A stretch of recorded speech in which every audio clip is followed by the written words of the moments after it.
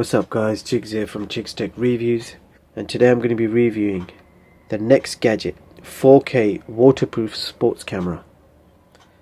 You can support a maximum of 64 GB micro SD cards, and it comes with the following accessories.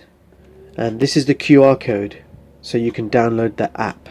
So you get your iPhone or your Android phone, open up the app QR scanner, okay, and just scan the code. That will take you straight to the App Store, or if you're on Android it will take you to the Google Play Store, and then all you do is install the app. So this is the app that you use with this camera. I've already installed it, so I got it there. So you can control this camera and all its features, functions and settings from this app. So we'll be testing all these functions out later on. So let's get this box open and see what it looks like.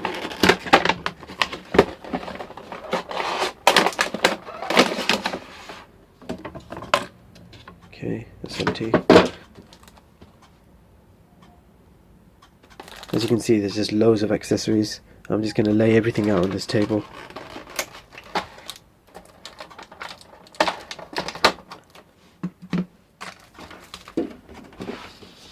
Okay, so you got the user manual.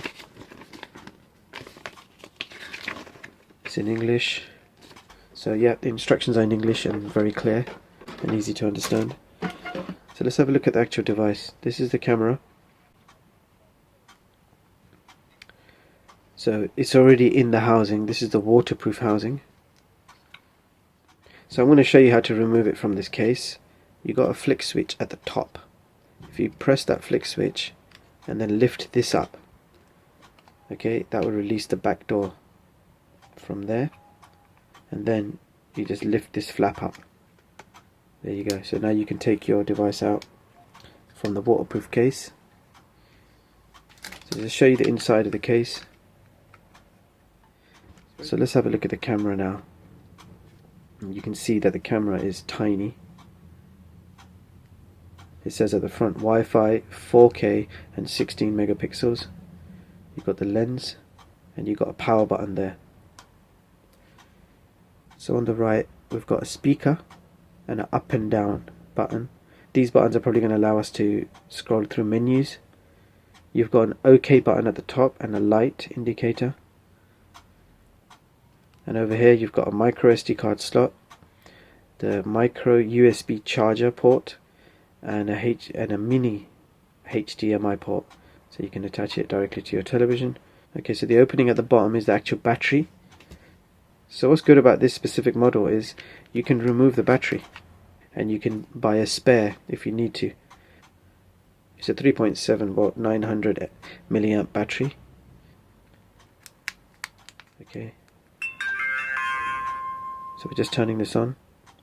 Yeah, so you can see at the top it says 4K 30 frames per second. That was the power button at the front. So if I press it again, it goes into photo mode, 16 megapixels. If I press it again, and you can see it's got date stamp at the bottom, and you've got your battery indicators and your TF card or micro SD card icon. You press the same power button again, it will change it to 720p slow motion. You press it again and you can go to playback, and when you press it again you'll go to settings. So once you get to settings you press OK and you'll be able to change different parts of the settings with your up and down arrow. So if I want to change the resolution of the video, I press OK on that and I'll be able to go down, and these are all the resolutions you can go for. So you got 4K at 30 frames per second, you got 27K at 30 frames per second, you got full HD 1080p at 60 frames or 30 frames, 720p at 120 frames, you can get 60 frames or 30 frames in 720p. So these are your choices. I'm going to keep it on 4K and press OK. Okay, so recording sound, time lapse, loop recording, slow motion. These are all the options that can be changed from here. Okay, so if I press the power button, it should go to the next option. See, so there you go. And now if I press OK, you can choose different resolutions of photographs. We're going to keep it on the 16 megapixels, which is the highest. So you've got timed, auto and drama shot. I'll press the power button to go to the next setting. Exposure, white balance, Wi-Fi, which is off at the moment, image rotation, driving mode, low driving mode. Then you've got light source frequency, LED indicator light, auto screensaver 30 seconds, auto shutdown 5 minutes, time watermark, volume high. So that's that. So let's go to the next options.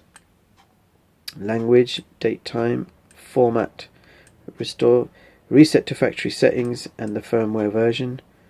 And the last option will press OK, and you can exit out of the whole thing. Now that we're here, I'd like to just turn Wi-Fi on, because they're one of the functions I would like to test. When you turn Wi-Fi on, this is what it will show you. It will show you an SSID with a password, default password. So what you need to do to set this up is go to settings on your phone and click on Wi-Fi, and you have to connect to the sports camera's Wi-Fi. So click on sports camera, and then you need to put that password in. So it's 1, 2,